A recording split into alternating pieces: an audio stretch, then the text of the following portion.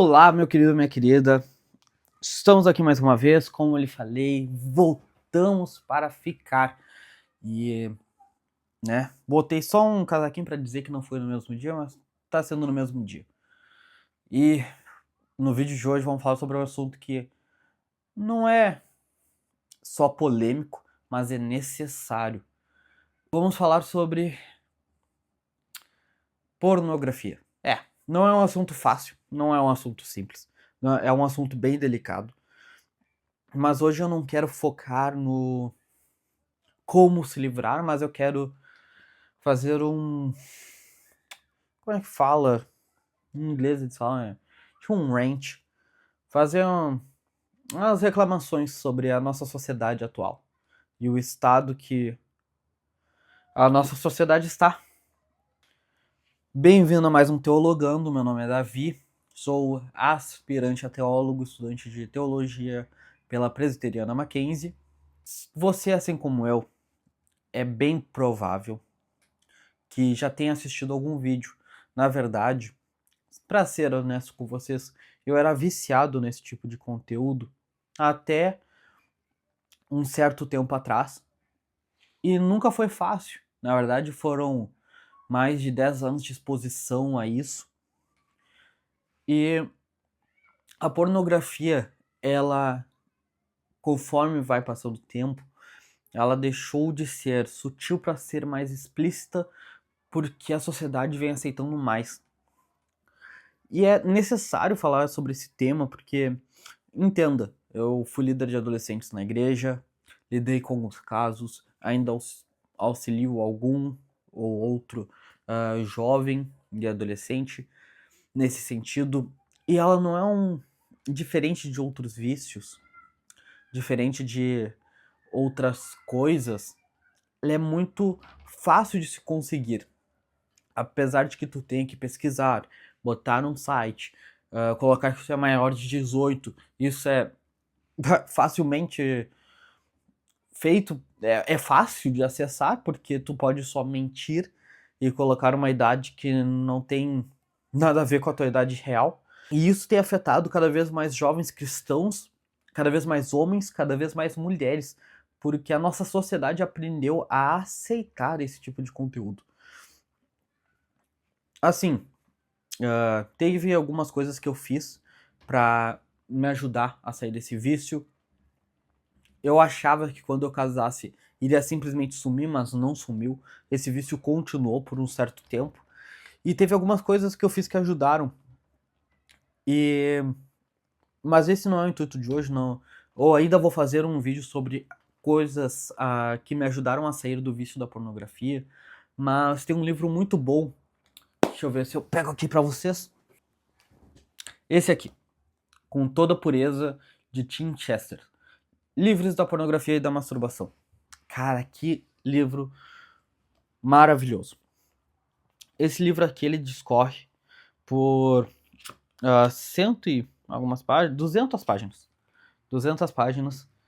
Não é um livro extenso, não é um livro longo, mas ele discorre sobre como a pornografia afeta a vida do cristão, afeta a vida dos jovens, afeta a vida dos homens, principalmente porque esse livro é um livro que uma mulher pode ler, mas ele não é voltado especificamente para mulheres, mas ele é voltado mais para homens. E também não é um livro que só se você tiver esse problema você pode ler. Se você quer ajudar outra pessoa, se você quer aconselhar, se você é líder, ou se você simplesmente se interessa para saber como se livrar ou se preservar disso, esse livro é muito bom. E o livro ele trata sobre esse problema de uma forma tão piedosa, com tanto amor e carinho, porque a verdade é que desde muito novos a gente é exposto a esse tipo de conteúdo, seja na TV aberta, mulheres de biquíni, roupas sensuais, mostrando o corpo, até realmente conteúdos mais explícitos, horários específicos de TV programados para isso, para passar somente esse tipo de conteúdo em TV aberta. Cara, é maluquice pra mim, é maluquice. E a sociedade ela veio aprendendo a aceitar cada vez mais, principalmente por conta da cultura do progresso. Conforme a gente vai progredindo mais, conforme a gente vai evoluindo, a gente tende a desconstruir a nossa imagem de homem e mulher, principalmente. Começa por aí, já é um problema de desconstrução de imagem de homem e mulher, mas começa a desconstruir a imagem do sexo, algo que Deus criou para o matrimônio, começa a ser algo distribuído e feito de propaganda e utilizado para afirmar a liberdade. Quando, na verdade, tu só é mais um escravo. A pornografia, ela dá o senso de liberdade, porque tu pode escolher modelo, tipo de corpo, a cor do cabelo, yara, yara, yara. Mas, na verdade, tu é só mais um escravo de um problema que é um câncer. Ela não é uma droga. Ela afeta áreas no teu cérebro que fazem viciar quase que instantaneamente.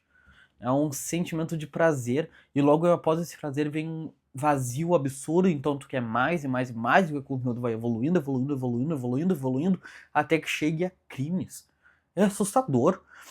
Esses tempos, eu e minha esposa, a gente tava procurando um filme, só para explicar para vocês, eu adotei a minha, entre aspas, filosofia de vida, de que eu não consumo nenhum conteúdo explícito.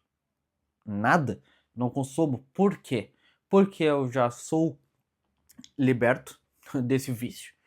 E eu entendo que eu não quero nem lutar contra isso. Eu vi uma pregação de um pastor gringo e ele falava que ele não tinha nem acesso aos e-mails porque ele não queria ter nem que pensar em lutar contra isso. O que pra mim é muito inteligente, na verdade. A gente espera acontecer o problema pra gente poder lutar e se desfazer do problema e perdoar e se consertar, quando na verdade a gente já pode se precaver, se prevenir. Então eu já não assisto. Não assisto. Eu sou uma pessoa que gosta muito de assistir anime, e a cultura japonesa dos animes é uma cultura erotizada, então eu escolho muito bem. Eu pesquiso antes, vejo o que tem. Vejo algumas reviews, eu uso alguns sites de família pra saber. E eu e minha esposa, a gente tava assistindo Netflix na sala. E, bah, olha aqui, um filme pra 14, vamos assistir, parece tá ser engraçado. A gente viu o trailer, já tava salvo e a gente nunca tinha tempo pra assistir. Vamos assistir. Cara, meu Deus do céu! A quantidade de piada sexual feita naquele filme em que 25 minutos foi absurda, ao ponto de que a gente teve que parar de assistir. Não era algo só por ser engraçado, era algo forçado, era jogando pornografia verbal na tua cara. E a gente ficou assustado. Tipo assim, cara, como assim um filme pra 14 anos? Ter essa quantidade de piada, de conteúdo sexual em 20 minutos. Não, não pode ser. Mas isso acontece porque a nossa sociedade aprendeu a conviver com isso. Com o surgimento de plataformas, por exemplo, o OnlyFans, que é bem famoso, a nossa sociedade acabou aprendendo a aceitar essas coisas. Antigamente, né, como o Tim Chester até falou sobre isso. Antigamente tu tinha que ir numa banca, tu tinha que comprar, tu tinha que passar vergonha, tu tinha que se arriscar de que alguém visse tu comprando alguma revista, te visse numa locadora. Cara, antigamente era vergonhoso, hoje em dia não. Hoje em dia tu tem um celular, tu tem qualquer acesso à internet, tu pode assistir. E tu não precisa passar pela vergonha de outros descobrirem, porque tu pode simplesmente se trancar no teu quarto. Ir pra debaixo da coberta, sei lá, ir pra qualquer lugar. E isso é extremamente perigoso. Só que a pornografia ela começou dessa forma sutil, e esse livro do Tim Chester já tem algum tempo, e ela evoluiu de uma maneira absurda. Por conta dessa a cultura do progresso, de que a gente tem que sempre estar evoluindo, de que meu corpo, minhas regras, e eu posso simplesmente mostrar o meu corpo à vontade, a gente acabou aceitando isso no meio da nossa sociedade, nas ruas. Não que, assim, não que a cultura brasileira fosse muito, escondesse muito isso, porque a gente tem coisas como o carnaval, né? Não me odeiem, mas Cara, pelo amor de Deus, é o cenário do pecado ali. A gente tinha programas na TV em horário nobre, né? Que mostravam bastante dessas coisas. Mas hoje é em filme, é em série, é em propaganda. É o conteúdo que faz fama no TikTok, é o conteúdo que faz fama no Instagram, é o conteúdo que faz fama no YouTube. Cada vez mais mulheres cristãs estão se tornando sensual, cada vez mais homens cristãos estão se sensualizando a troco de nada, a troco de dinheiro nessa vida e perdendo a salvação, caminhando para o inferno, enquanto tem muitas almas que estão olhando para eles e estão assim copiando, estão seguindo, estão indo atrás. Eles estão sendo pedras de tropeço para muitos outros irmãos e está sendo cada vez mais comum. A gente vê casos de traição, de abandono, de violência. Assim, eu falei com a minha esposa e eu tinha visto um artigo esses tempos que a gente tá entrando, a geração de homens que tá vindo é uma geração que odeia mulheres. E isso é causada principalmente por conteúdos red pill, de que o homem é o dominador, tudo mais, e a mulher é menor do que o homem, e que o homem manda em tudo, e não sei o quê.